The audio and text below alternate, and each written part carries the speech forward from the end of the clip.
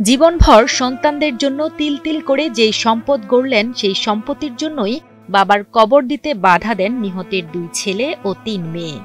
চাঁদপুর সদর উপজেলার আটিকাটি ইউনিয়নের 3 নং ওয়ার্ড তালুকদার বাড়িতে ঘটে লোমহর্ষক এই ঘটনা। আমি চাইছিলাম যে রাত্রে রাত্রে যেন দাফনটা যেন হয়ে যায়, কিন্তু মেয়েরা ছেলেরা ওরা এটা করতে দেয় না আমাকে।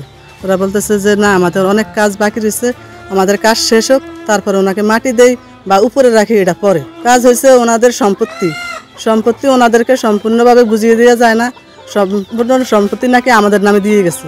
এই কারণে জানা যায় গত 27 নভেম্বর সন্ধ্যা 6টায় হৃদরোগে আক্রান্ত হয়ে মৃত্যুবরণ করেন মালেক তালুকদার।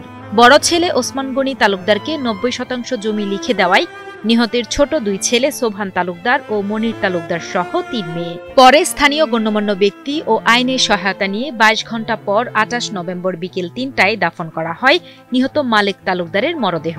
দাফন হয়েছে প্রায় 24-22 ঘন্টা পরে দাফন হয়েছে। আগের দিন মারা গেছে, পরের দিন জুমার পরে ওনাকে জোহরের পরে ওনাকে মাটি দেওয়া হয়েছে। আমি আইনের লোক আইন না, তারপরে ওনাকে আমি দাফন করেছি। নিহতের বড় ছেলের স্ত্রী সালমা বেগম জানান, তার শ্বশুর বাকি সন্তানদের চাকরি ও পড়ালেখা বাবদ এবং মেয়েদের বিয়েতে যখন যা প্রয়োজন হয়েছে সম্পদ বিক্রি করে তা করেছেন। তবে বড় ছেলে সংসারের হাল ধরলেও তার জন্য কিছুই করেননি নিহত মালেক তালুকদার। এই উপলব্ধি থেকেই বড় ছেলেকে 90% জমি লিখে দেন, কিন্তু এতে সালমা বেগম এবং তার স্বামী নিষেধ করলেও শুনেননি তার শ্বশুর। আমার শ্বশুরের 300 একরের উপরে জমি সম্পত্তি।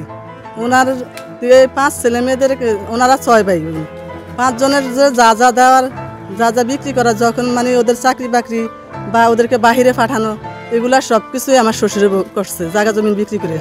আমার ওই যে ননদ করে ওদেরকেও বিয়ে দিচ্ছে টাকা পয়সা দিয়ে, বা কিছু সম্পত্তি বিদেশ ছিল আমার শ্বশুরে, তখন ওদেরকে এক একজনের 7-8 বড়ি করে স্বর্ণ দিচ্ছে, মানে কোনো কিছু তুলনা রাখে না। কিন্তু আমার শ্বশুর ভাবতেছে ছোটোর থেকে যেহেতু আমার বড় ছেলে আমার সংসার হাল ধরছে, তখন তো ওর তো আমি কিছুই দিয়ে যাই না, ওর ব্যাপারে কোনো একটা সুতো বিক্রি করা হয় না।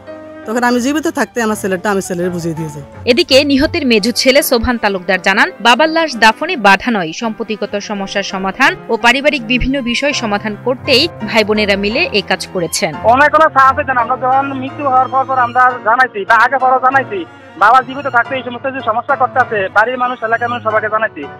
ওনাকে উনি বলছে কি আমার মৃত্যুর পরে যা করা করবেন, উনি এই মৃত্যু ব্যক্তি বলে গেছে কথা, বাবাই বলে গেছে কথা, কতটা যা কিছু কাটাকাটি মারামারি সবই মৃত্যুর পরে করি।